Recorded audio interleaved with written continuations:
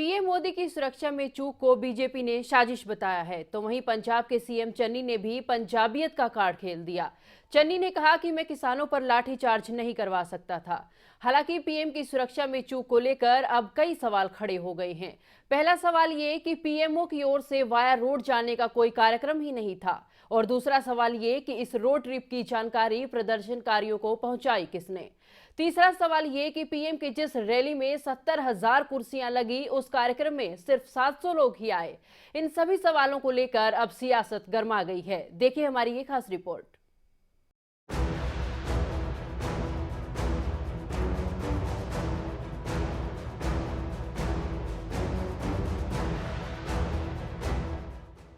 पंजाब के फिरोजपुर में पीएम नरेंद्र मोदी का काफिला रोके जाने के मामले में बीजेपी शासित राज्यों के मुख्यमंत्री और नेता जमकर चरणजीत सिंह चन्नी सरकार पर हमला बोल रहे हैं।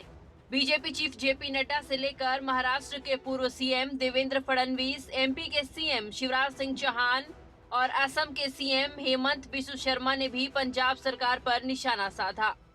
बीजेपी अध्यक्ष जेपी नड्डा ने सिलसिलेवार ट्वीट किए और कहा कि पंजाब की कांग्रेस सरकार ने आगामी विधानसभा चुनाव में जनता के हाथों करारी हार के डर से पीएम मोदी के कार्यक्रम को विफल करने के लिए हर संभव कोशिश की।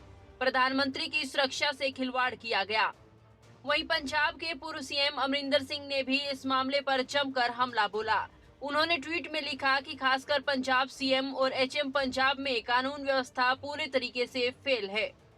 जब आप देश के प्रधानमंत्री को सुगम मार्ग प्रदान नहीं कर सकते और वह भी पाकिस्तान की सीमा से सिर्फ 10 किलोमीटर दूर, आपको पद पर बने रहने का कोई अधिकार नहीं, आपको पद छोड़ देना चाहिए।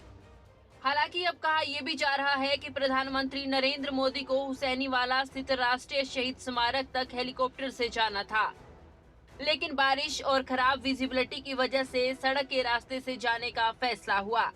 इससे पहले पीएम मोदी ने बठिंडा में मौसम साफ होने का करीब 20 मिनट तक इंतजार भी किया, लेकिन जब मौसम सही नहीं हुआ तो काफिला आगे बढ़ा।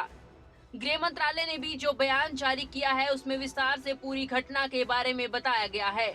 उसमें बताया गया कि बठिंडा से पीएम मोदी का काफिला राष्ट्रीय शहीद स्मारक के लिए निकला, लेकिन मंजिल से करीब 30 किलोमीटर दूर जब प्रधानमंत्री मोदी का काफिला एक फ्लाईओवर तक पहुंचा तो कुछ प्रदर्शनकारी सड़क को जाम करने पहुंचे। इसकी वजह से पीएम मोदी को 15 से 20 मिनट तक फ्लाईओवर पर ही फंसे रहना पड़ा। इसके बाद पीएम को वहां से वापस लौटना पड़ा। गृह मंत्रालय ने इसे प्रधानमंत्री की सुरक्षा में एक बड़ी चूक बताया है। प्रधानमंत्री के कार्यक्रम और यात्रा योजना के बारे में पंजाब सरकार को पहले से ही बता दिया गया था।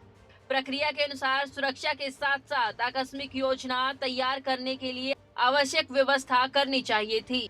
गृह मंत्रालय ने इसे गंभीर सुरक्षा चूक का संज्ञान लेते हुए राज्य सरकार से विस्तृत रिपोर्ट मांगी है। राज्य सरकार को भी इस चूक की जिम्मेदारी तय करने और सख्त कार्रवाई करने को कहा गया है। प्रधानमंत्री नरेंद्र मोदी की सुरक्षा को लेकर पंजाब में जो लापरवाही हुई उसका जिम्मेदार कौन है, इसे लेकर सियासत अब तेज हो गई है। बीजेपी इसके लिए पंजाब सरकार और वहां की पुलिस को जिम्मेदार ठहरा रही है। हालांकि कांग्रेस इसकी जिम्मेदारी एसपीजी और आईबी पर मढ़ने की कोशिश में है। न्यूज डेस्क, खबरें अभी तक।